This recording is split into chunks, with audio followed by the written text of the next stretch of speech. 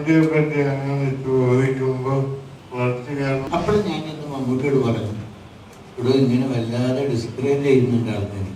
ഞാൻ അവിടെ ഇനി ആരെന്ത് വേണമെങ്കിലും പറയട്ടെ, ദിസ് വി ആർ ഡൂയിങ്. ഇപ്പോഴുള്ള പ്രൊഡ്യൂസർക്ക് താല്പര്യമില്ലെങ്കിൽ ഞാൻ തനിക്ക് 10 പ്രൊഡ്യൂസറെ തരാം.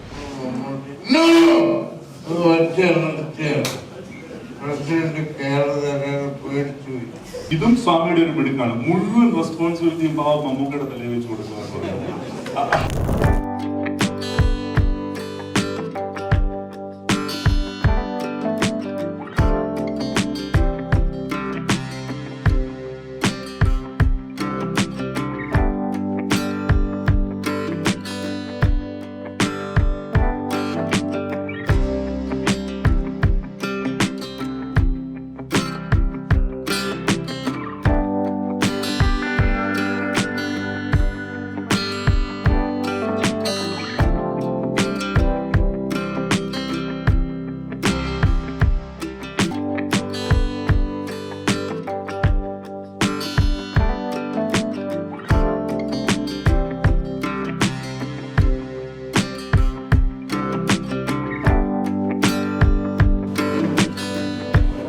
ലക്ഷ്മി പാർവതി വിഷന്റെ ബാനറിൽ പ്രൊഡ്യൂസ് ചെയ്ത SN സ്വാമി സാർ ചിത്രത്തിന്റെ മോഷൻ പോസ്റ്റർ ജോഷി സാർ പ്രകാശനം നിർവഹിക്കുന്നു.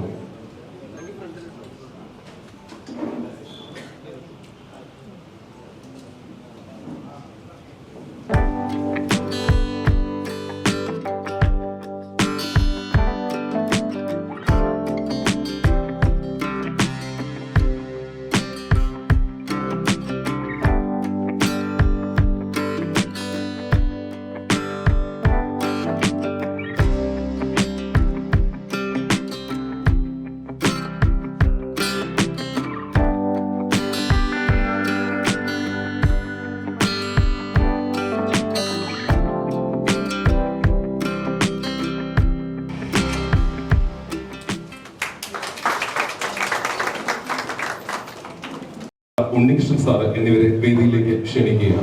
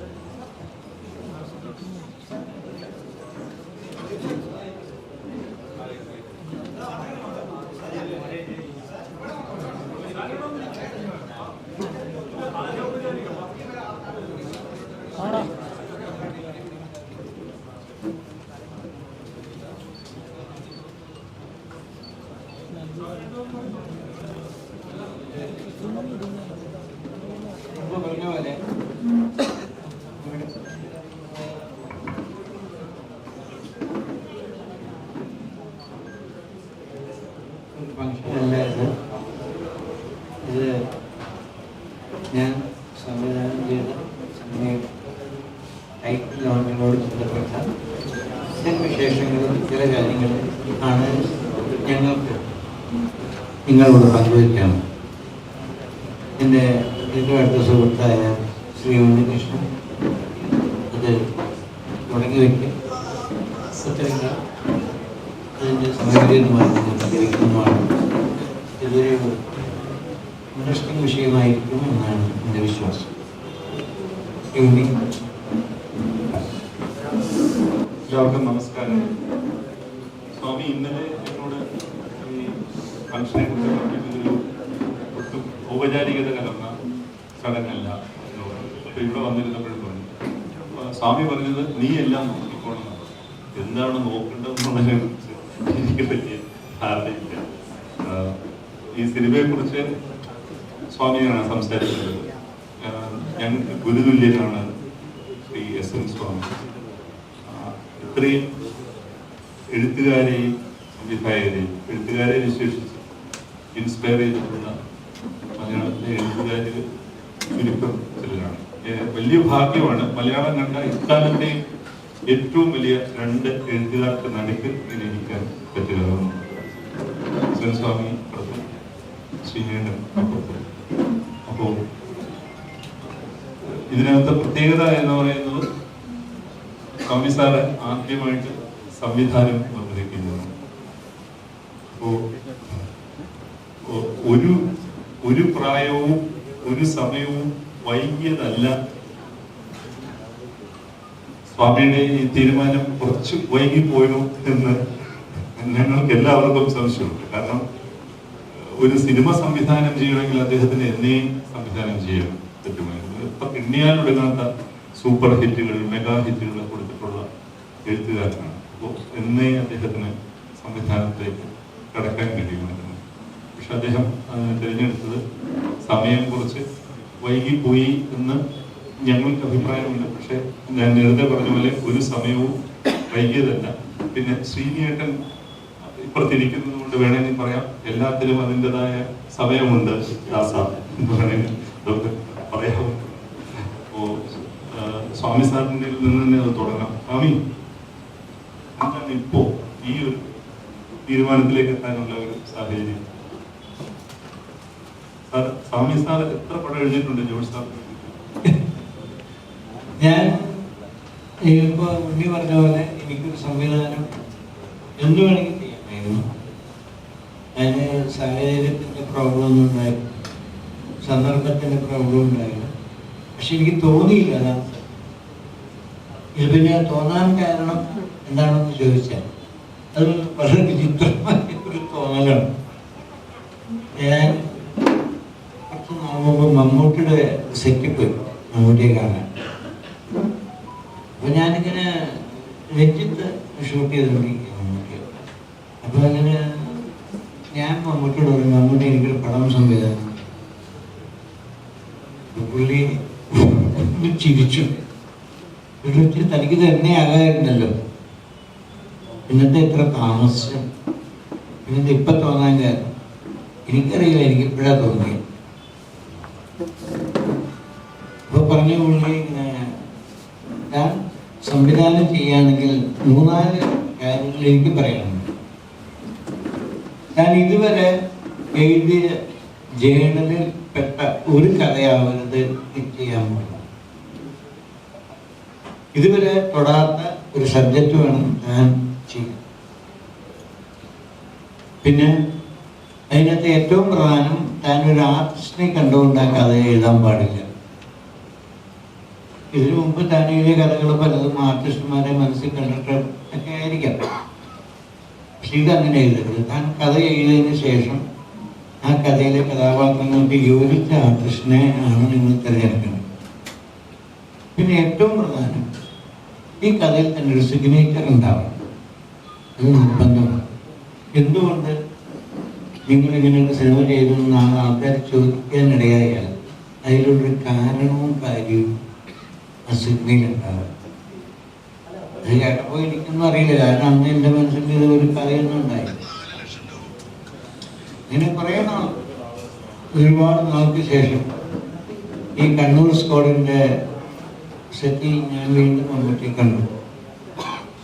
അപ്പം ഞാൻ പറഞ്ഞ ഒരു ലൈനായിട്ടുണ്ട് മനസ്സിൽ. എന്താണെന്ന് ചോദിച്ചപ്പോൾ ഞാൻ വളരെ ചുരുക്കി പറഞ്ഞു. 4-5 മിനിറ്റ് കൊണ്ട് തീരുന്നൊരു സംഭവം ഞാൻ പറഞ്ഞു കേൾപ്പിച്ചു. ഒരു നല്ല സംഭവം, ഞാൻ ശരിക്കും വർക്ക് ചെയ്യും, നന്നായിട്ട് വർക്ക് ചെയ്യും എന്ന് മാത്രം പറഞ്ഞു. അപ്പം ഞാൻ പറഞ്ഞു, ഇങ്ങനെ ചില മനസ്സിൽ ചില രൂപങ്ങളൊക്കെ ഉണ്ട്, എന്തായാലും ശരിയാണ്, ഞാൻ ശരിക്കും തൻ്റെ എല്ലാ എഫേർട്ടും ഈ പ്രോജക്റ്റിൽ താൻ ചെയ്യണം, എൻ്റെ എല്ലാ എഫേർട്ടും ഉണ്ടായിരിക്കണം ഈ പ്രോജക്റ്റ്. അങ്ങനെയാണ് ഞാൻ ഈ പ്രോജക്റ്റിലേക്ക് വരുന്നത്.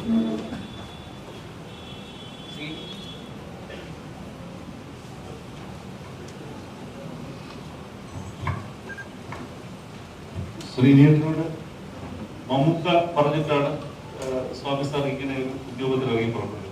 മമ്മൂക്കയുടെ വാക്കുകളെ വിശ്വസിക്കാൻ പറ്റുമെന്നാണ് സ്വാമി സാർ ചോദിക്കുന്നത്. ശ്രീനിയേട്ടനോട് മമ്മൂട്ടിയെ പറ്റി അങ്ങനെ ചോദിക്കുമ്പോൾ കുറച്ചു കാലം മുമ്പുള്ള ഒരു കാര്യം പെട്ടെന്ന് ആദ്യം ഓർമ്മയിൽ വെച്ചു. അതായത് അദ്ദേഹത്തിന് അഭിനയിച്ചുള്ള നാഷണൽ അവാർഡ്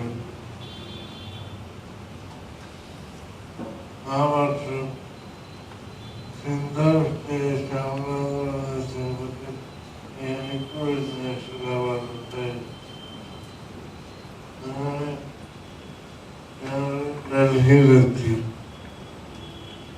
അപ്പോൾ ഈ അവാർഡ് ചടങ്ങ് നടക്കുന്നതിന് തലേ ദിവസം പ്രസിഡന്റ് അവാർഡ് വാങ്ങുന്ന ഫംഗ്ഷനായിരുന്നു റിഹേഴ്സലൊക്കെ ഉണ്ട്.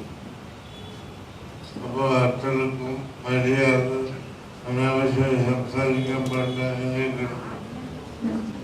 അപ്പോൾ അതൊക്കെ കഴിഞ്ഞ് പിറ്റേ ദിവസം അവാർഡ് വാങ്ങുന്ന സമയം അപ്പോൾ അവാർഡ് ജേതാക്കളായ ആളുകളെ പറ്റി ആങ്കർ ചെയ്യുന്ന ആള് ആദ്യം കുറച്ച് സംസാരിക്കും. അദ്ദേഹത്തിലേക്ക് ജീവൻ അയാളെ പറ്റി സംസാരിക്കും.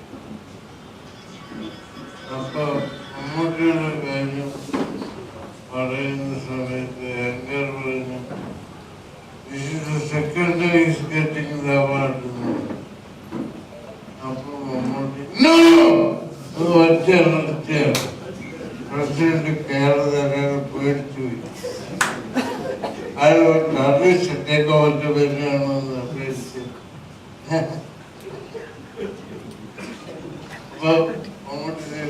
This is the third time I'm getting the same award. രണ്ടാമത്തെ തവണയല്ല, മൂന്നാമത്തെ തവണയാണ് കിട്ടുന്നത്. പ്രസിഡന്റ് അവാർഡ് വാങ്ങാൻ പോയപ്പോ പ്രസിഡന്റ് എന്തോ പറയുന്നത് കേട്ടു. എന്നെ പേടിപ്പിച്ചറിഞ്ഞതോ ഞാൻ കേട്ടില്ല.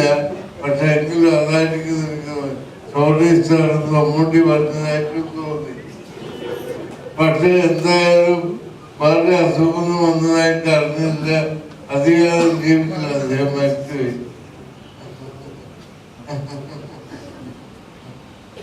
അപ്പൊ ഈ രണ്ടു തവണ മൂന്നാമത്തെ തവണ ആണെന്ന് പറയാൻ വിട്ടുപോയത് ഇത്രയും വലിയ ഒറ്റ വെക്കണമായിരുന്നു എന്നുള്ളതാണ് എന്റെ സംശയം. അതുകൊണ്ട് അദ്ദേഹം സ്വാമിയെ ഉപദേശിച്ച എല്ലാ ഉപദേശവും വേണ്ടിയിരുന്നു എന്നാണ് എന്റെ സംശയം.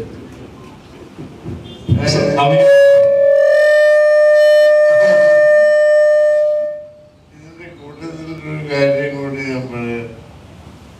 ഒരു 45 വർഷത്തിലധികമൊക്കെയായി ഞാൻ സിനിമയില് വന്നുപെട്ടിട്ടുണ്ട്. ഒരു ഭക്തന് ടൈറ്റിൽ ഫംഗ്ഷന് ഇന്ന് വരെ എന്നെ വിളിച്ചിട്ടില്ല. ആദ്യമായിട്ടാണ് ടൈറ്റിൽ ആളെ വിളിക്കുന്നത്. എറണാകുളത്താണ് ഞാൻ ആദ്യമായി അഭിനയിച്ച സിനിമ ഷൂട്ടിംഗ് നടന്നത്. രവിപുരത്ത് മണിമുഴക്കം. അന്ന് പരിചയപ്പെട്ടു. അന്ന് സ്വാമിയെ എടുത്തു തുടങ്ങിയിട്ടില്ല എന്ന് തോന്നുന്നു. കാർട്ടൂണിസ്റ്റ് തോമസ് പ്രൊഡ്യൂസർ അദ്ദേഹത്തുമായിട്ടുള്ള ബന്ധത്തിന്റെ പേരിലാണ് ആ വീട്ടിൽ ഞങ്ങളൊക്കെ. അതെ അതെ അതെ അതെ.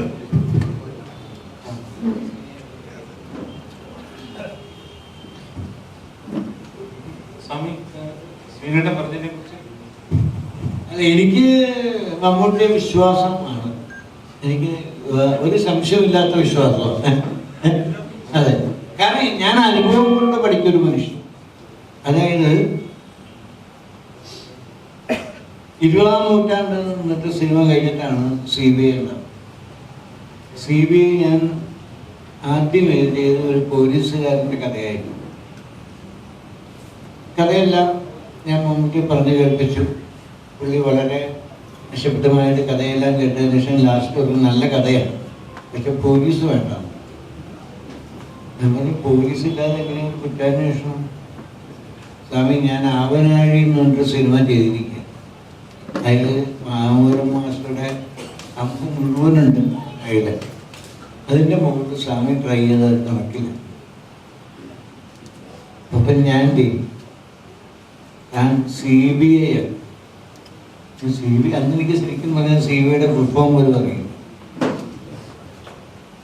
ഞാൻ പറഞ്ഞു CBI എന്തിനാണ് ഞാൻ ആലോചിക്കും. ഒരു റൈറ്റർ, ഒരു ക്രിയേറ്റർ, തിങ്ക് അബൌട്ട്. ഞാനങ്ങനെ എറണാകുളത്തിൻ്റെ ഫ്രണ്ട്സ് വഴി CBIയിലെ ചില സുഹൃത്തുക്കളൊക്കെ പരിചയപ്പെട്ടു. ഞാൻ അവരോട് ചോദിച്ചു. അപ്പോൾ അവരെന്നോട് ഒരു 4-5 റൗണ്ട് ഡിസ്കഷനിൽ CBIയുടെ മോഡസ് ഓപ്പറൻഡ്, എനിക്ക് CBIയുടെ തത്വങ്ങൾ, CBI ഏതിലാണ്, എങ്ങനെയാണ് ഒരു ഇൻവെസ്റ്റിഗേഷൻ തുടങ്ങുന്നതും അവസാനിപ്പിക്കുന്നതും എല്ലാ കാര്യങ്ങളെക്കുറിച്ചും ഒരു ധാരണ എനിക്ക് ഉണ്ടാക്കി തന്നു. അത് കേട്ടപ്പോൾ ഐ വാസ് എക്സൈറ്റഡ്. കാരണം അതുവരെ ഞാൻ കേട്ട പോലീസിൻ്റെ കഥയല്ല CBIക്ക് പറയാനുള്ളത്. ഞാൻ അത് വെച്ചിട്ട് ഞാൻ റീകൺസ്ട്രക്ട് ചെയ്തു. അത് കഴിഞ്ഞിട്ട് അത് വെച്ച് ഡിസ്കസ് ചെയ്ത് ആദ്യം എൻ്റെ കഥയിലെ ഹീറോ ഒരു എലിയൻ പറയാനെന്നും പറഞ്ഞു. മമ്മൂട്ടി പറഞ്ഞത് വേണ്ട, കാരണം അത് വിശ്വസിക്കില്ല. അപ്പം നമുക്കൊരു കാര്യം അത് സ്വാമിയാക്കാം. ശരി, സ്വാമിയാക്കാന്നൊക്കെ പറഞ്ഞാൽ പുള്ളി എൻ്റെ മുമ്പിൽ അത് പറയുന്ന രീതി കേട്ടാൽ നമ്മൾ അന്തം വിട്ട് വിശ്വസിക്കുക. അതുപോലെ പുള്ളി എന്നെ പറഞ്ഞ് കണ്ടു. അങ്ങനെ ഞാൻ അറവായി, അതിൽ സംശയമില്ല. അത് കഴിഞ്ഞ് ഈ പുറത്തേക്ക് അറിയാൻ തുടങ്ങിയപ്പോൾ എല്ലാവരും നമ്മളെ ഡിസ്കറേജ് ചെയ്തു. സ്വാമി പോലീസാണ്, അന്വേഷിക്കാൻ പോകണം. എന്ത് സ്വാമി ചെയ്തു വെക്കണം? 20-ാം നൂറ്റാണ്ട് പോലത്തെ ഒരു സിനിമ ചെയ്തിട്ട് ഇതേപോലെ ഒരു പോലീസുകാരൻ സ്വാമി വെച്ചിട്ട് സിനിമ ചെയ്താൽ പോകണം. അങ്ങനെയാണ് ഇങ്ങനെയാണെന്ന് പറഞ്ഞു. എല്ലാ കോർണറിനും എനിക്ക് ഡിസ്കറേജിങ് ആയിരുന്നു. ശരിക്കും എന്നെ പേടിപ്പിച്ചു എല്ലാവരും കൂടി. അപ്പോഴും ഞാൻ ഇന്ന് മമ്മൂട്ടിയോട് പറഞ്ഞു, ഇവിടെ ഇങ്ങനെ വല്ലാതെ ഡിസ്കറേജ് ചെയ്യുന്നുണ്ട് ആൾക്കാർ. ഞാൻ അവിടെ ആരെന്ത് വേണമെങ്കിലും പറയട്ടെ, ദിസ് വി ആർ ഡൂയിങ്. ഇപ്പോഴുള്ള പ്രൊഡ്യൂസർക്ക് താല്പര്യമില്ലെങ്കിൽ ഞാൻ എനിക്ക് 10 പ്രൊഡ്യൂസറെ തരാം. എന്ത് വേണമെങ്കിലും കാര്യമേ താൻ വിട്ടേക്ക്, നമ്മൾ ഈ ചെയ്യുകയാണെങ്കിൽ ഇത് തന്നെ ചെയ്യും. ആരെന്ത് വേണമെങ്കിലും പറയട്ടെ. അത്ര കോൺഫിഡൻസും മോട്ടിവേഷനും എനിക്ക് തന്നാകണമെന്ന് ഒരുപാട് പ്രാവശ്യം എന്നെ പല ആപത്തിൽ നിന്ന് രക്ഷപ്പെടുത്തിയിട്ടുണ്ട്. അങ്ങനെ ഒരാൾ പറഞ്ഞാൽ ഞാൻ ചെയ്യും, ഞാൻ വിശ്വസിച്ച് ഞാൻ ചെയ്യുന്നു.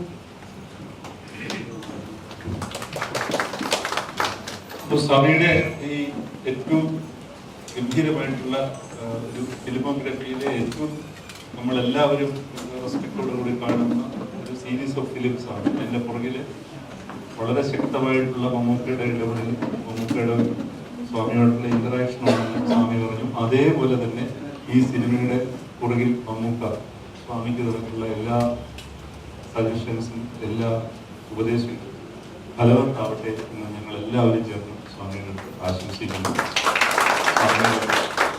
എന്താ പറയുക, ഏറ്റവും സംവിധായകർക്ക് നോക്കുകയാണെങ്കിൽ മലയാള സിനിമയിലെ ഏറ്റവും ചെറുപ്പമുള്ള സംവിധായകനാണ് ശ്രീ SN സ്വാമി. കാര്യം അദ്ദേഹമാണ് ഇപ്പോൾ ഏറ്റവും പുതുതായിട്ട് വരുന്ന സിനിമ സംവിധാനം ചെയ്ത് യങ്ങസ്റ്റ് വേണമെങ്കിൽ. അപ്പോൾ സ്വാമിക്ക് അതിനകത്ത് എല്ലാ ഭാഗങ്ങളും നൽകി. സ്വാമിയുടെ നിർമ്മാതാവിന് എന്താ കേൾക്കണ്ടേ?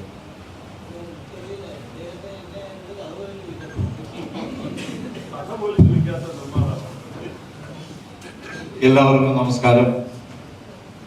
വളരെ രസകരമായ ഒരു ആദ്യമായി എൻ്റെ ജീവിതത്തിൽ ആദ്യമായിട്ടാണ് ഇങ്ങനെ രസകരമായ ഒരു സദസ്സിൽ ഇരിക്കാനും മലയാള സിനിമ ഇൻഡസ്ട്രിയിലെ ഏറ്റവും ആദരണീയരായിട്ടുള്ള വ്യക്തിത്വങ്ങളുടെ കൂടി ഇരിക്കാനൊരു ഭാഗ്യം സാധിച്ചത്. സ്വാമി കഥയുടെ ഒരു സാരാംശം എന്നോട് പറഞ്ഞിരുന്നു ആദ്യം.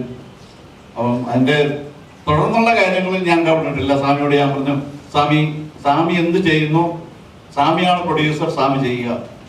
ഞാൻ ഒരു പേരുകാരനായിട്ട് സ്വാമിയുടെ കൂടെ നിൽക്കാം, അതിൽ കൂടുതലായിട്ട് ഞാൻ ഒന്നിനോട് ഇടപെടത്തില്ല എന്ന് ആദ്യം തന്നെ സ്വാമിയോട് പറഞ്ഞു. ഏതാണ്ട് അതിൻ്റെ പൂർണ്ണതയിൽ എത്തുമ്പോഴും ഞാൻ എൻ്റെ വാക്ക് പാലിച്ചു എന്നാണ് എൻ്റെ വിശ്വാസം. ഞാൻ ഒന്നിനും ആവശ്യമില്ലാതെ ഇടപെട്ടിട്ടില്ല.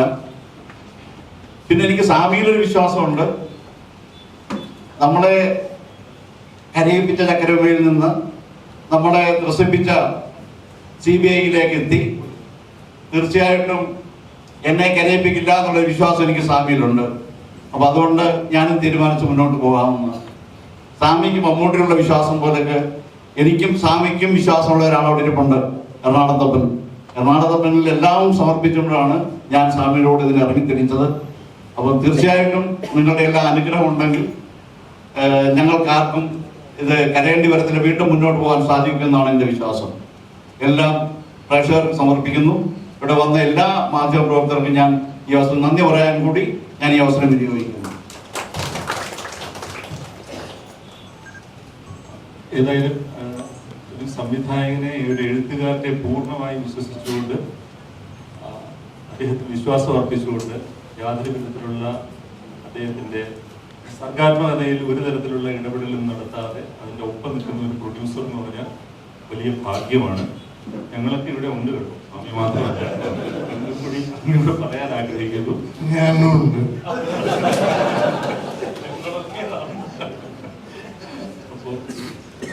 പിന്നെ സ്വാമിയുടെ നോക്കാത്തോട് കുറെ കറി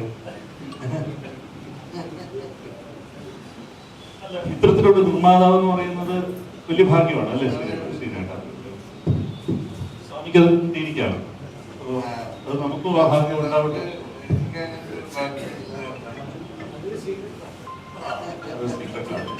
അപ്പൊ അതിലേക്ക് വരാം സ്വാമി. എന്താണ് സീക്രട്ട് എന്ന് പറയുന്നത്? സ്വാമിയുടെ എല്ലാ സിനിമയും അവസാനം ഒരു സീക്രട്ട് റിവീൽ ചെയ്യുന്ന പോലെയാണ് മേജർ സിനിമ. അല്ലാത്ത സിനിമകളും സ്വാമി ചെയ്തിട്ടുണ്ട്. അല്ലെങ്കിൽ എനിക്ക് ഒരു തിരക്കഥയുടെ ഒരു മാർഗം എന്ന് പറയുന്നത് ഏറ്റവും അവസാനം നമുക്കൊരു സർപ്രൈസ് ഉണ്ടാവണം. അത് ഏത് തരത്തിലുള്ള സിനിമ?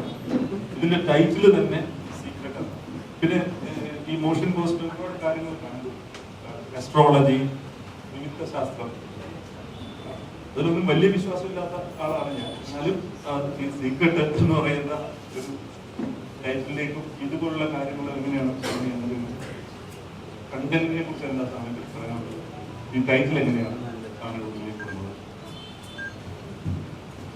സീക്രട്ട് എന്ന് പറഞ്ഞാൽ നമ്മൾ വളരെ ഫെമിലിയർ ആയിട്ടുള്ളൊരു മീനിങ് സംതിങ് അല്ലാതെ ഒരുപാട് കാര്യങ്ങൾ ജീവിതത്തിൻ്റെ തന്നെ ഒരുപാട് വിഷയങ്ങൾക്ക് ഇപ്പോഴും ഒന്നും അറിയില്ല. നമ്മളൊക്കെ പഠിച്ചുകൊണ്ടിരിക്കുകയാണ്, നമ്മളൊക്കെ റിസർച്ച് ചെയ്തുകൊണ്ടിരിക്കുകയാണ്, മനസ്സിലാക്കിക്കൊണ്ടിരിക്കുകയാണ്. ഇങ്ങനെ പല കാര്യങ്ങളും തന്നെയാണ്. ക്രൈമും സസ്പെൻസും സ്റ്റോറീസും ഇൻവെസ്റ്റിഗേഷനും അല്ലാത്ത സീക്രട്ടും ഉണ്ടെന്നാണ് ഞാൻ പറയുന്നത്. ഈ സിനിമയിലെ സീക്രട്ട് എന്ന് പറഞ്ഞു കഴിഞ്ഞാൽ ഇതൊരു, ഞാൻ പറഞ്ഞില്ലേ മമ്മൂട്ടി ഉണ്ടെന്ന് പറഞ്ഞാൽ താൻ ഒരു സിനിമ ചെയ്താണ് അതിൽ എൻ്റെ സിഗ്നേച്ചർ ഉണ്ടാവും എന്നാണ് എൻ്റെ വിശ്വാസം. കാരണം അത് സിനിമ കണ്ടു കഴിഞ്ഞാൽ മാത്രമേ എനിക്ക് എന്നോട് ചോദിക്കാൻ പറ്റുള്ളൂ എന്താണ് അതിനകത്ത്.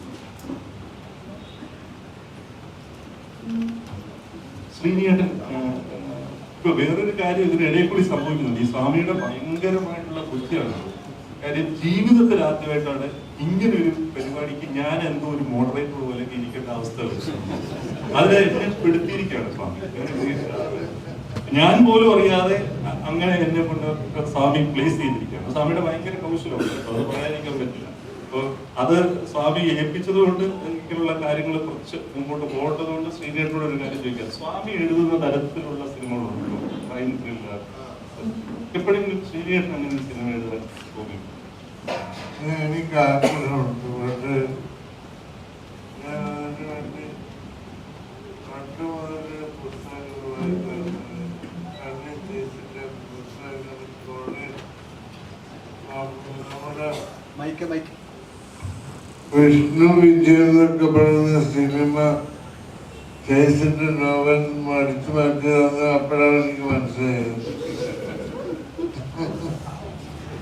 പക്ഷെ എത്ര വായിച്ചിട്ട് എനിക്ക് ആ ട്രാക്കിലേക്ക് ഒരു മിടുപ്പില്ലാത്തതുകൊണ്ട് അവസാനം എനിക്ക് ശരിയാവില്ലെന്ന് പറഞ്ഞിട്ട് പിൻവാങ്ങിയതാണ്.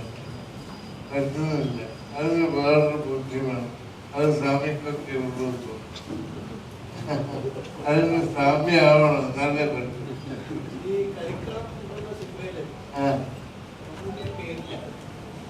മമ്മൂട്ടിക്ക് അതിന് പേരില്ല, കഥാപാത്രത്തിന് പേരില്ലാത്തൊരു പടമാണ്.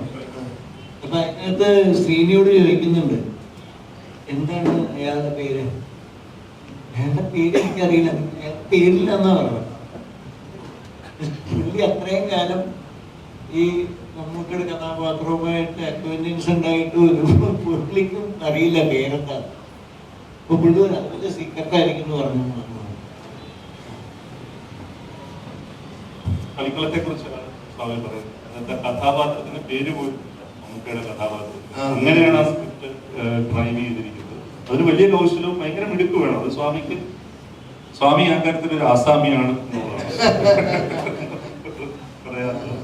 അപ്പൊ ഇത് അത്തരത്തിലുള്ള ഒരു സിനിമയാണോ? എനിക്ക് എന്തെങ്കിലും അങ്ങനെ സൂചനകൾ തരാൻ പറ്റുമോ സ്വാമിക്ക്? ഇതിനകത്ത് ഞാൻ ഒന്നും അവകാശപ്പെടില്ല. ഞാൻ പറയാം, എന്നോട് എനിക്ക് കിട്ടിയ ഒരു അഡ്വൈസ് എന്ന് പറഞ്ഞാൽ താൻ ഇതിനു മുമ്പ് ചെയ്ത ജേണലിൽ പെട്ട ഒരു സിനിമയാവരുത്. നമ്പർ 2, താൻ ഒരു കഥ എഴുതി തീരാതെ അതിനകത്ത് അഭിനയിക്കുന്നവരെ എത്തിക്കരുത്. ഇതും സ്വാമിയുടെ ഒരു മിടുക്കാണ്. മുഴുവൻ റെസ്പോൺസിബിലിറ്റിയും മമ്മൂക്കയുടെ തലയിൽ വെച്ച് കൊടുക്കുക. അതെന്തായാലും അത് നല്ല പരിപാടിയാണ് തോന്നുന്നത്. കാര്യം അദ്ദേഹം അടുത്ത സുഹൃത്തെന്ന നിലയിൽ സ്വാമിയോട് ചില കാര്യങ്ങൾ പറയുന്നു. സ്വാമി ഇപ്പൊ എന്താണ് ചെയ്യുന്നത്? ഈ സിനിമയുടെ മുഴുവൻ ഉത്തരവാദിത്വവും പാവപ്പെട്ട മമ്മൂക്കയുടെ തലയിൽ വെച്ച് കൊടുക്കുക എന്നുള്ളതാണ്. അപ്പോ അതും സ്വാമിയുടെ ഒരു മിടുക്കാണ്. ഈ മിടുക്ക് എല്ലാം കൂടി ഗംഭീരമാകട്ടെ സിനിമ എന്ന് മാത്രമേ ഞങ്ങൾക്ക് ആശംസിക്കാനാണ്. മറ്റെന്തെങ്കിലും ഉണ്ടോ സംസാരിക്കാനോ വല്ലതും ഉണ്ടോ?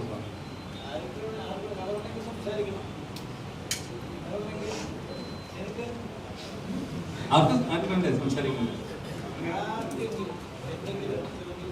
അതെ, സ്വാമിയോട് എന്തെങ്കിലും ചോദിക്കണമെങ്കിൽ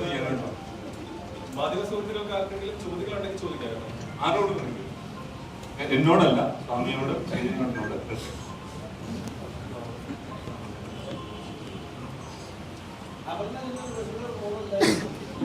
സംസാരിക്കട്ടെ.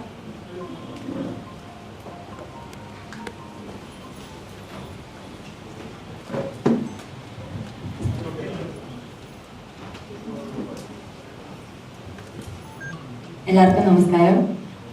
Thank you sir. ഒരുപാട് സന്തോഷമുണ്ട്. ഈ പറഞ്ഞ പോലെ ഇത്രയും ലെജൻഡറി ആയിട്ടുള്ള ആൾക്കാരുടെ കൂടെ സ്റ്റേജിൽ എന്നെ വിളിച്ച് കിട്ടിയതിൽ തന്നെ ഒരുപാട് സന്തോഷമുണ്ട്. എന്നെ സംബന്ധിച്ചിടത്തോളം സ്വാമി സാറിന്റെ സിനിമകളിൽ ഒരു ഭാഗമാവാൻ പറ്റുക എന്നുള്ളത് തന്നെയാണ് എൻ്റെ ഏറ്റവും വലിയ ഭാഗ്യം. അപ്പോൾ ആദ്യം എനിക്ക് തോന്നുന്നു സ്ക്രിപ്റ്റ് ഒക്കെ കേൾക്കുന്നതിന് മുമ്പ് തന്നെ സ്വാമി സാറിന്റെ ഫിലിം എന്ന് പറഞ്ഞപ്പോൾ ഐ വാസ് ലൈക്ക് എനിക്ക് ഓക്കെയാണ്. എനിക്ക് അതിലൊരു ചെറിയ ക്യാരക്ടർ ആണെങ്കിലും ഒന്ന് വർക്ക് ചെയ്യണം എന്നുള്ളൊരു ആഗ്രഹം ഉണ്ടായിരുന്നു. അപ്പൊ അതില് one of the very important ക്യാരക്ടറാണ്. അതിൽ എനിക്ക് ഒരുപാട് സന്തോഷമുണ്ട്. സിനിമ തിയേറ്ററിലേക്ക് വരുമ്പോൾ എല്ലാവരും കാണും. ഈ സീക്രട്ടിലൊക്കെ കുറെ മീനിങ്സ് ഉണ്ട്. അതൊക്കെ നിങ്ങൾക്ക് തിയേറ്ററിൽ കണ്ട് മനസ്സിലാവുമെന്ന് വിചാരിക്കുന്നു. എല്ലാവരുടെയും സപ്പോർട്ട് വേണം. Thank you so much.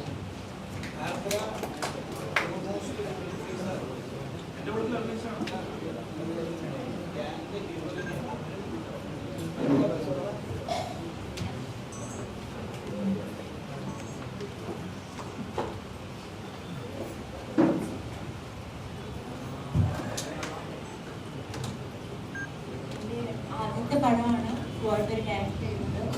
മുന്നേ സാറിന്റെ പടത്തിൽ ചെയ്തിട്ടുണ്ടായിരുന്നു. സ്വാമി സാറിന്റെ പടത്തിലെ ഓഡിഷനാണ് എന്നെ ഫസ്റ്റ് വിളിക്കുന്നത് എന്നുള്ളത് എനിക്ക് അറിയില്ലായിരുന്നു. നേരെ ചെന്ന് സ്വാമി സാറിനെ കാണാൻ പറ്റുക എന്ന് പറയുന്നതിന് ആ സമയത്ത് തന്നെ വിളിക്കുമ്പോൾ എനിക്ക് വലിയ കാര്യമായിരുന്നു. കണ്ട ദിവസം തന്നെ എൻ്റെ അടുത്ത് ചെയ്യാനും പറഞ്ഞു, ചെയ്യാനും പറഞ്ഞു, കാര്യങ്ങൾ പറഞ്ഞ് അന്നത്തോടെ തന്നെ എല്ലാ കാര്യത്തിലും തീരുമാനമായി. അപ്പൊ എനിക്ക് ഒറ്റ ദിവസം കൊണ്ട് എന്താണ് സംഭവിക്കുന്നതെന്ന് ആക്ച്വലി തിരിച്ചറിയാൻ പറ്റാത്ത രീതിയിൽ ഭയങ്കര ഹാപ്പി ആയിരുന്നു ഞാൻ ആ ദിവസം. പിന്നെ സാറിന്റെ കൂടെ ഒരു വർക്ക് ചെയ്യാൻ പറ്റുക എന്നുള്ളത് സത്യം പറഞ്ഞു കഴിഞ്ഞാൽ ഒരിക്കലും എക്സ്പെക്ട് ചെയ്തിട്ടുള്ള ഒരു കാര്യമേ അല്ല. അതും ഇനീഷ്യൽ ടൈമിൽ തന്നെ ഒരു ത്രോട്ട് ക്യാരക്ടർ കിട്ടുക. പിന്നെ ധ്യാൻ ചേട്ടൻ്റെ കൂടെയും അപർണയുടെ കൂടെയൊക്കെ ചെയ്ത സമയത്ത് ഭയങ്കര കംഫർട്ടബിൾ ആയിരുന്നു, ഭയങ്കര ഹാപ്പി ആയിരുന്നു. ഇങ്ങനെ ചെയ്യാൻ പറ്റിയില്ല. ഈ പോസ്റ്ററിൽ കണ്ടതുപോലെയുള്ള ഒരുപാട് വാക്കുകൾക്ക് ഈ സിനിമയിൽ ഒരുപാട് മീനിങ് ഉണ്ട്. അതെല്ലാം നിങ്ങൾക്ക് പടം ഇറങ്ങുമ്പോൾ മനസ്സിലാവും. എല്ലാവരും പടം കാണണം, സപ്പോർട്ട് ചെയ്യണം, എല്ലാവർക്കും ഇഷ്ടപ്പെടും. Thank you.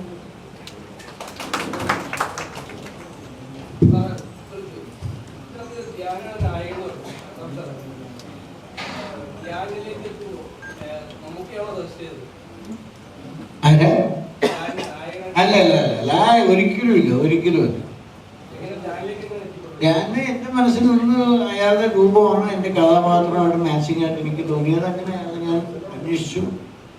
അയാളുടെ ഡേറ്റ് ഉടനെ ഉണ്ടായിരുന്നില്ല, 3-4 മാസം കഴിഞ്ഞ് അയാൾ ചെയ്യാമെന്ന് പറഞ്ഞു. ഞങ്ങൾ സബ്ജക്റ്റ് ഒരു ഇതേപോലെ ഡിസ്കസ് ചെയ്തപ്പോൾ ഈ വാസ് ഹാപ്പി. അങ്ങനെ ഞാൻ വരികയും ചെയ്തു. ഞങ്ങൾ വേറെ ശരിക്കും പറഞ്ഞാൽ ഈ പടത്തിൽ വേറെ ഓപ്ഷൻ ആലോചിച്ചിട്ടില്ല.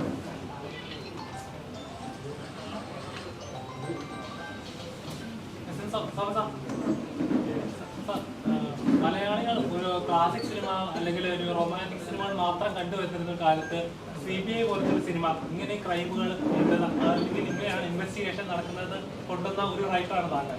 ഇപ്പോഴത്തെ കാലത്ത് തന്നെ ത്രില്ലർ സിനിമകളൊക്കെ കാണാറുണ്ട്, ഇൻവെസ്റ്റിഗേഷൻ സിനിമകൾ കാണാറുണ്ട്. ഞാൻ പറഞ്ഞല്ലോ, എനിക്ക് ഇതിനകത്ത് മമ്മൂട്ടി എന്ന് പറഞ്ഞാൽ എൻ്റെ ഏറ്റവും അടുത്തൊരു സുഹൃത്ത്. ഞങ്ങൾ 10-40 വർഷത്തെ അടുപ്പവും ബന്ധവും. ഇൻവെസ്റ്റിഗേഷൻ മമ്മൂട്ടിയുടെ ഞാനിപ്പോൾ ലാസ്റ്റ് അദ്ദേഹത്തിൻ്റെ ഇൻവെസ്റ്റിഗേഷൻ സിനിമ കണ്ട് കൺട്രോൾ സ്ക്വാഡാണ്.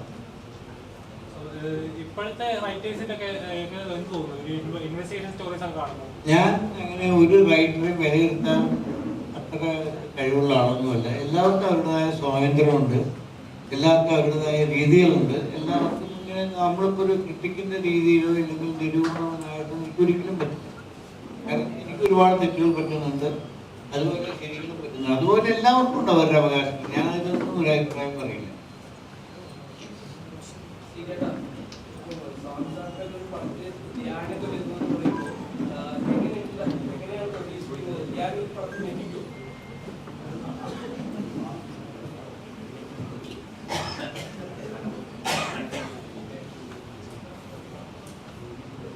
പ്രതീക്ഷ അല്ലേ,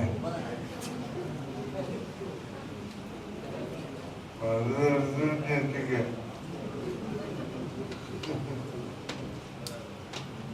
അത് ഏത് തരത്തിലുള്ള ഞെട്ടിക്കലാണ് ഉദ്ദേശിക്കുന്നത്? അഭിനയത്തിലൂടെയാണ്, അത് ആക്ഷൻ സീനിലൂടെയാണ്,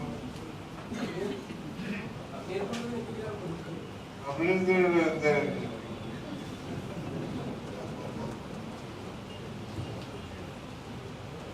നമുക്ക് വൈൻഡപ്പ് ചെയ്തിരുന്നത് ശ്രീജേട്ടനോടൊരു കാര്യം വ്യക്തിപരമായിട്ട് സന്നിപ്പിക്കാൻ തോന്നുന്നു. കാരണം ഞാൻ നേരത്തെ പറഞ്ഞ പോലെ സാജനൊക്കെ ഇവിടെ ഇരിപ്പുണ്ട്, AK സാജൻ. ഞങ്ങളെല്ലാവരും സംസാരിക്കുമ്പോൾ മലയാളത്തിലെ ഏറ്റവും മികച്ച എക്കാലത്തെയും 3 തിരക്കഥകൾ എടുക്കാൻ പറഞ്ഞാൽ ആ ഒരു 10 തിരക്കഥ എടുക്കുകയാണെങ്കിൽ 15 തിരക്കഥ എടുക്കുകയാണെങ്കിൽ അതിലൊരു 3 എണ്ണമെങ്കിലും ശ്രീജേട്ടൻ്റെതായി. അതിന് ഞങ്ങൾക്കൊന്നും യാതൊരു സംശയമില്ല, നിങ്ങൾക്കും സംശയം ഉണ്ടാകാൻ വഴിയില്ല. ഒപ്പം ശ്രീനേട്ടൻ്റെ വലിയൊരു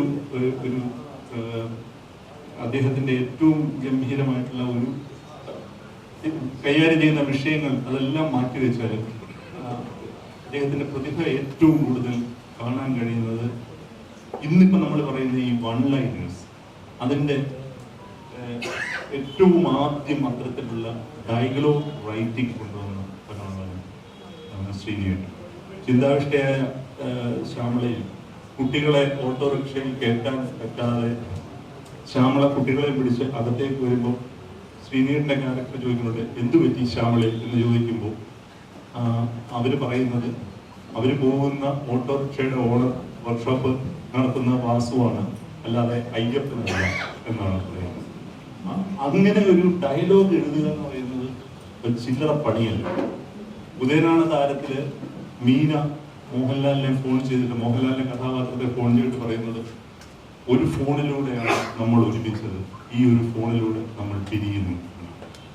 ഇത് അസാധാരണമായിട്ടുള്ള ഒരു ഡയലോഗ് റൈറ്റിംഗ് ആണ്. ഒരൊറ്റ ലൈനിൽ എത്രത്തോളം ഇമോഷൻസ് ആണ് ഉള്ളടക്കുന്നത് നമ്മൾ ആലോചിച്ച് നോക്കുക.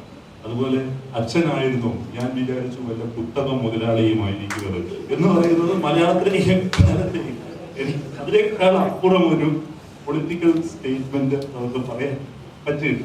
അപ്പം അത്തരം കാര്യങ്ങൾ എഴുതിയ ആളാണ് ശ്രീനേട്ടൻ എന്ന് പറയുന്നത്. ശരിക്കും പറഞ്ഞാൽ ശ്രീനേട്ടന്റെ ഒരു തിരക്കഥയ്ക്ക് ഞങ്ങൾ വെയിറ്റ് ചെയ്യാം. ഉണ്ടാവുന്നതാണ് തീർച്ചയായും കഥ എഴുതാൻ വേണ്ടി ശ്രമത്തിലാണ് ഹൃദയം വൈകാതെ സാധിക്കുന്നതായി വിചാരിക്കുന്നത്.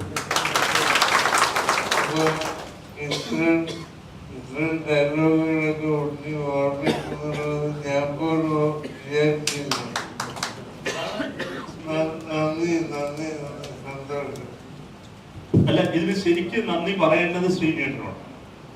അതായത് ശ്രീനേട്ടൻ നമ്മളോടല്ല നന്ദി പറയേണ്ടത്. കാരണം ഇത് എന്റെ മാത്രമല്ല, നിങ്ങൾക്ക് ഇവിടെ ഇരിക്കുന്ന ആർക്കും എനിക്ക് തോന്നുന്നു ശ്രീനേട്ടന്റെ ഇതുപോലത്തെ ഒരു 10 ഡയലോഗെങ്കിലും പറയാൻ കഴിയുമെന്നാണ് എനിക്ക് തോന്നുന്നത്. ഒരു കാര്യം പറയാം ശ്രീനേട്ടൻ, ഞാൻ ഈ അടുത്ത കാലത്ത് ഞങ്ങള് റൈറ്റേഴ്സ് എല്ലാവരും കൂടി ഇരുന്നപ്പോൾ ശ്രീനേട്ടന്റെ ഒരു ഡയലോഗിനെ കുറിച്ച് ഞങ്ങൾ പറഞ്ഞു. അത് മഴ പെയ്യുന്നു മക്കളും കൂട്ടുന്നു എന്ന് പറയുന്ന സിനിമയാണ്.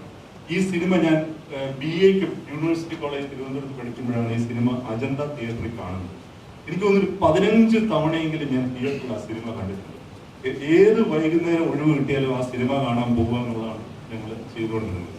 അതിനകത്ത് മോഹൻലാൽ അവതരിപ്പിക്കുന്ന കഥാപാത്രത്തിലേക്ക് പറഞ്ഞു വിടുകയാണ് ശ്രീനേട്ടൻ. കല്യാണം ഡിസിയിൽ നിന്നും അകറ്റണം, പറഞ്ഞു വിടുകയാണ്. പുള്ളിക്ക് എങ്ങനെയെങ്കിലും അവിടെ നിൽക്കണം. അപ്പൊ ഞാനൊന്ന് യാത്ര പറഞ്ഞിട്ട് പോകാം എന്ന് പറയുമ്പോൾ യാത്രയൊക്കെ ഞാൻ പറഞ്ഞോളാം, നീ പോവും. ശരി, ഞാൻ പോവാണ് മുതലാളി എന്ന് പറഞ്ഞ് പൈസ വാങ്ങിച്ചിട്ട് എനിക്ക് യാത്ര പറയണേ എന്ന് പറഞ്ഞിട്ട് മോഹൻലാലിന്റെ കഥാപാത്രം ഓടി വന്ന് സ്റ്റെപ്പ് വഴി താഴേക്ക് ഇറങ്ങുമ്പോൾ പുറകെ ശ്രീനിവാസന്റെ കഥാപാത്രം ഓടുന്നു. മോഹൻലാലിൽ ചെയ്ത കഥാപാത്രത്തിന് വളരെ എളുപ്പം കോണി ഇറങ്ങി വരാൻ പറ്റുമ്പോൾ ഇദ്ദേഹത്തിന് അത് പറ്റുന്നില്ല. മുകളിൽ നിന്ന് താഴേക്ക് വീഴുന്നു. രണ്ടാമത്തെ താഴെ അമ്പിളിച്ചേട്ടൻ ജഗതി ശ്രീകുമാർ നടക്കുക, ഇദ്ദേഹത്തിന്റെ മുകളിലേക്കാണ് വന്ന് ശ്രീനേട്ടന്റെ കഥാപാത്രം വീഴുന്നത്. ഇവർ രണ്ടുപേരും കൂടി വീണിട്ട് നിസ്സഹായനായിട്ട് എഴുന്നേക്കുന്ന അമ്പിളിച്ചേട്ടന്റെ ഒരു ഷോട്ടുണ്ട്. അവിടെ ഒരു ഡയലോഗ്, ആ ഡയലോഗ് എഴുതാൻ എനിക്ക് തോന്നുന്നില്ല എഴുത്തുകാർക്ക് ഒരിക്കലും ആലോചിക്കാൻ പറ്റാത്ത ഒരു ഡയലോഗാണ് അവിടെ എഴുതിയിരിക്കുന്നത്. അമ്പിളിച്ചേട്ടൻ എഴുന്നേറ്റിട്ട് ശ്രീനേട്ടനോട് ചോദിക്കുന്നത്, ഈ കോണിപ്പടി കാണിച്ചുകൊണ്ടാണ് ചോദിക്കുന്നത്, ഇതെന്തിനാണ്, കാണാനാണോടാ ഉണ്ടാക്കി വെച്ചിരിക്കുന്നത്? അത് ഡയലോഗ് റൈറ്റിംഗ് ലിമിറ്റ് എന്ന് പറയുന്നത് അത്. അപ്പോ ഇതുപോലെ ഞാൻ എത്ര ഡയലോഗ് വേണമെങ്കിലും പറയാനുണ്ടോ ശ്രീനേട്ടന്റെ സിനിമകളിലെ കാര്യം അത്രയ്ക്ക് ആവർത്തിച്ച് കണ്ടിട്ടുള്ളതാണ്. അപ്പോ വലിയൊരു നൊസ്റ്റാൾജിയാണ്. നമ്മൾ ശ്രീനേട്ടനോട് വലുതായിട്ട് ആ കാര്യങ്ങൾക്ക് കടപ്പെട്ടിരിക്കുകയാണ്. ആ സിനിമയെ പറ്റി പറയുമ്പോൾ ഒരു കാര്യം, ഒരു മാസം മുമ്പ് ഒരു ബാങ്കിൽ ജോലി ചെയ്യുന്ന ഒരു സ്ത്രീ വീട്ടിൽ വന്നപ്പോ അവിടെ അതിന് മുമ്പ് കാണുമ്പോൾ ഗർഭിണിയായിരുന്നു. പിന്നെ അപ്പൊ ഞാൻ പ്രസവം കഴിഞ്ഞാൽ കഴിഞ്ഞു. പിന്നെ ആണോ പെണ്ണോ? ആണോ. എന്താ പേരിട്ടത്? മാധവ് എന്ന പേരിട്ടത്. ഞങ്ങൾ ഇപ്പൊ തന്നെ അവനെ MA ധവാൻ എന്നാണ് വിളിക്കുന്നത്. അത് പറഞ്ഞപ്പോ എനിക്ക് കാരണം മഴ പെയ്യുന്നു മക്കളെ കൊണ്ടുന്നത് എന്റെ പേര് അമേരിക്കയിൽ വരുന്ന അയാളുടെ പേര് MA ധവാൻ എന്നാക്കി മാറ്റുന്നത്. ഞാൻ അപ്പൊ പ്രിയനെ വിളിച്ചു പറഞ്ഞു അത് ഞാനാണോ ആ പേരിട്ട് പ്രിയനാണോ പേരിട്ടതെന്ന് എനിക്ക് വ്യക്തമായിട്ട് ഓർമ്മയില്ല. അന്നൊക്കെ ഷൂട്ടിങ് എടുക്കുമ്പോഴാണ് എഴുതുന്നത്. പ്രിയം പറയും, ചിലപ്പോൾ ഞാൻ പറയും, ഇത് പിന്നെ പോയി എന്ന് പറയുന്ന സിനിമയ്ക്ക് എനിക്ക് ഓർമ്മയുണ്ട്. ഒരു സർക്കസാണ്. അതായത് ഷാർട്ടാ സ്റ്റുഡിയോയില് പുറത്തൊരു പെൻസിൽ ഡ്രസ് കൊടുത്തിട്ട് ആദ്യത്തെ ഒരു പേജിൽ ഞാൻ എഴുതി കഴിഞ്ഞാൽ എന്നിട്ട് ഇത് അവസാനിക്കുന്നത് എങ്ങനെയാണെന്ന് പ്രിയനെ അറിയില്ല.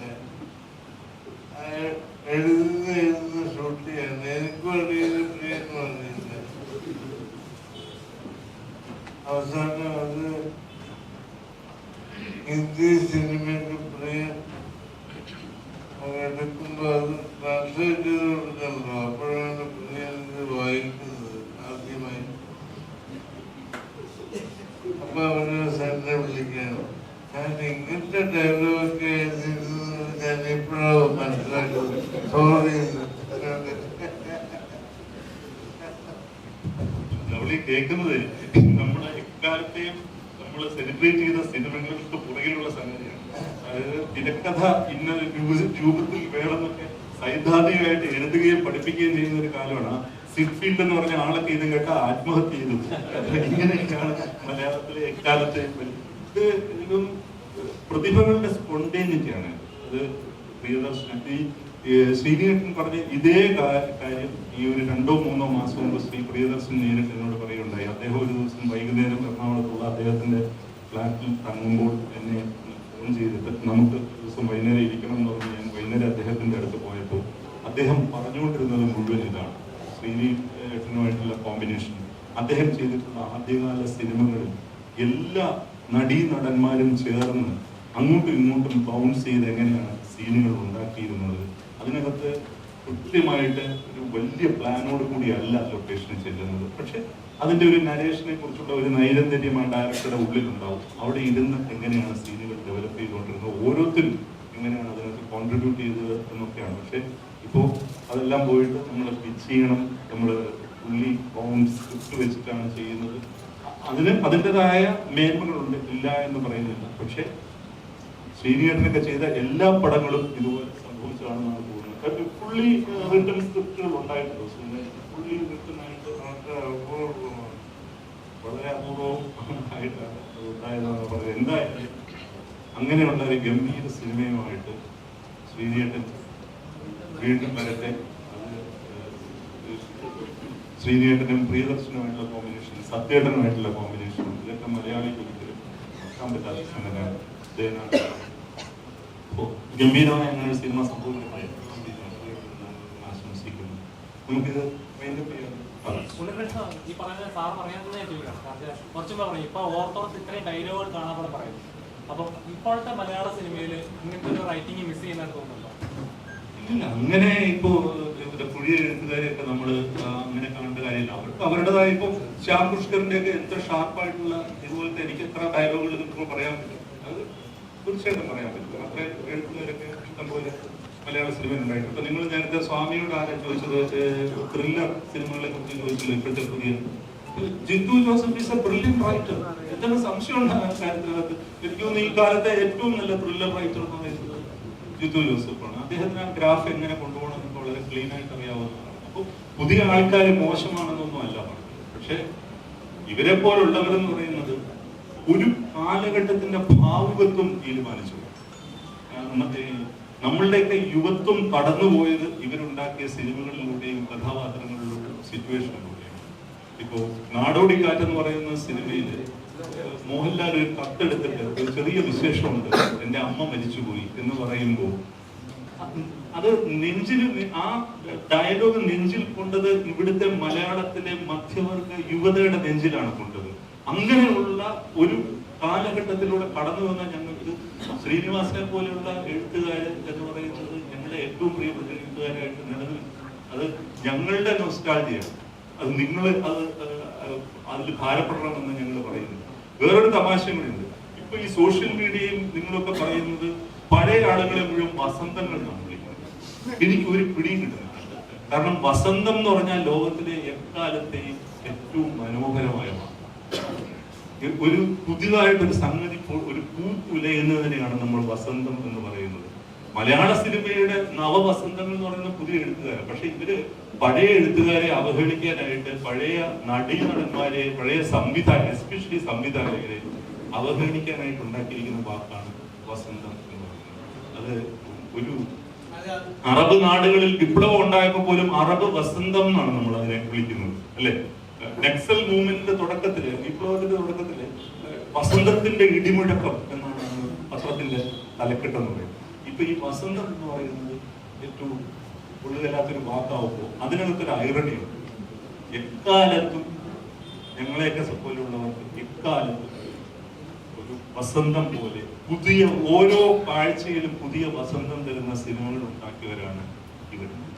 അപ്പോൾ ആ അർത്ഥത്തിൽ അങ്ങനെ വിളിക്കുന്നത് വലിയ രീതിയിലുള്ള ഒരു ബഹുമതിയായിട്ട് ഞങ്ങൾ കാണുന്നു എന്നുള്ളതാണ്. ശ്രീനിയേട്ടനെ പോലുള്ളവർ ഞങ്ങളെ സംബന്ധിച്ചിടത്തോളം ഓരോ ദിവസവും പുതുക്കപ്പെടുന്ന വസന്തം. അങ്ങനെ നമുക്ക് അവസാനിപ്പിക്കുന്നു. സീക്രട്ടിന്റെ തുടക്കവും ഒപ്പം മലയാള സിനിമയിലെ പ്രതിഭകളുടെ സംഗമവും കൂടിയായിരുന്നു വേദി. അതുകൊണ്ട് തന്നെ ഇവിടെ എത്തിയ നമ്മുടെ ക്ഷണം സ്വീകരിച്ചെത്തിയ വിശിഷ്ട വ്യക്തികളെ പൊന്നാട അണിയിച്ച് ആദരിക്കുന്നതിലേക്ക് SN സ്വാമി സാറിനെയും നമ്മുടെ പ്രൊഡ്യൂസർ സാറിനെയും ക്ഷണിക്കുകയാണ്. ഒപ്പം വേദിയിലേക്ക് ജോഷി സാറിനെ സ്വാഗതം ചെയ്യും.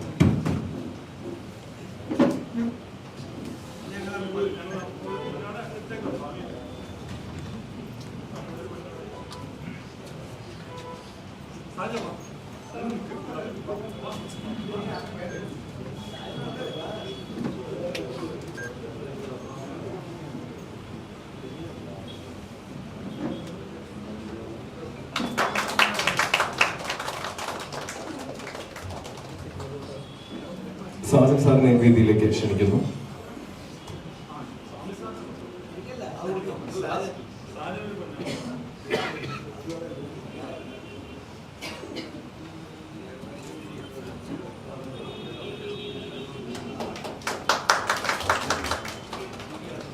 ഈ ചടങ്ങിനെത്തുകയും ഒപ്പം നമ്മുടെ മോഡറേറ്റർ പദവി സ്വീകരിച്ച് നമ്മളോടൊപ്പം തന്നെ ഈ മുദ്ദം നേരെ ഉണ്ടായിരുന്ന ഉണ്ണികൃഷ്ണൻ സാറിനെ പൊന്നാട അണിയിച്ച് ആദരിക്കുകയാണ്.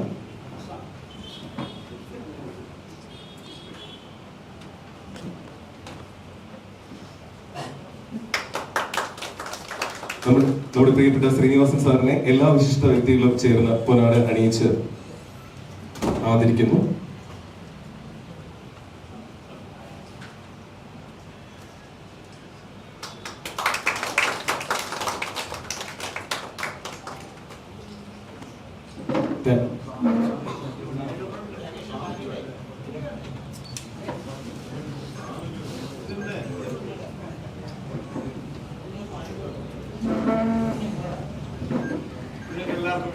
എല്ലാവർക്കും വേണ്ടി നമ്മുടെ പ്രിയപ്പെട്ട SN സ്വാമി സാറിനെ പൊന്നാട അണിയിച്ച് ആദരിക്കുകയാണ്.